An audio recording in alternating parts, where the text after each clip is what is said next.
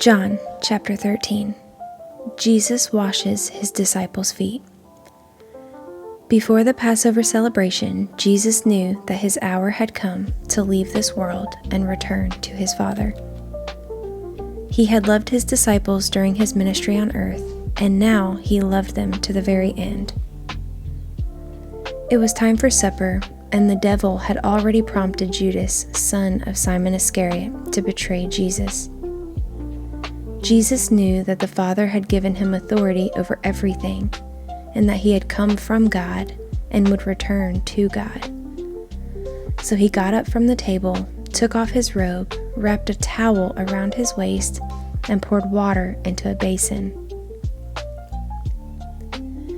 Then he began to wash the disciples' feet, drying them with the towel he had around him. When Jesus came to Simon Peter, Peter said to him, "Lord, are you going to wash my feet?" Jesus replied, "You don't understand now what I am doing, but someday you will." "No," Peter protested, "you will never ever wash my feet." Jesus replied, "Unless I wash you, you won't belong to me."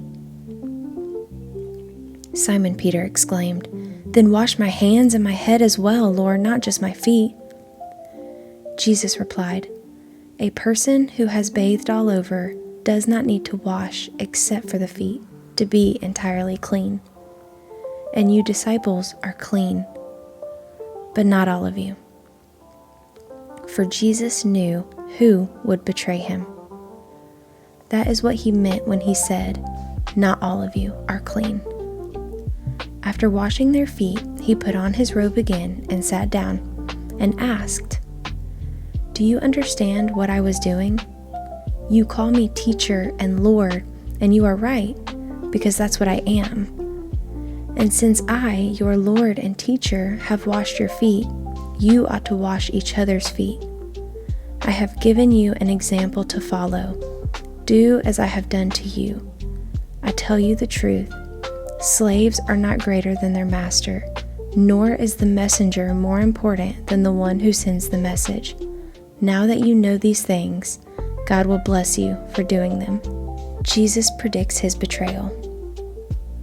"I am not saying these things to all of you. I know the ones I have chosen. But this fulfills the scripture that says, 'The one who eats my food has turned against me.' I tell you this beforehand, so that when it happens, you will believe that I am the Messiah. I tell you the truth. Anyone who welcomes my messenger is welcoming me, and anyone who welcomes me is welcoming the Father who sent me." Now Jesus was deeply troubled, and he exclaimed, "I tell you the truth, one of you will betray me." The disciples looked at each other, wondering whom he could mean. The disciple Jesus loved was sitting next to Jesus at the table. Simon Peter motioned to him to ask, "Who's he talking about?" So that disciple leaned over to Jesus and asked, "Lord, who is it?" Jesus responded, "It is the one to whom I give the bread I dip in the bowl."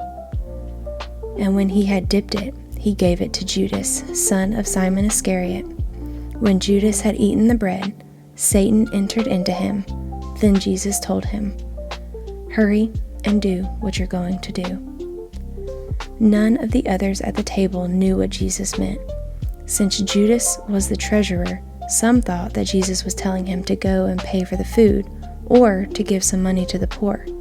So Judas left at once, going out into the night. Jesus predicts Peter's denial. As soon as Judas left the room, Jesus said, "The time has come for the Son of Man to enter into his glory, and God will be glorified because of him. And since God receives glory because of the Son, he will give his own glory to the Son, and he will do so at once. Dear children, I will be with you only a little longer. And as I told the Jewish leaders, you will search for me, but you can't come where I am going. So now I am giving you a new commandment. Love each other. Just as I have loved you, you should love each other. Your love for one another will prove to the world that you are my disciples."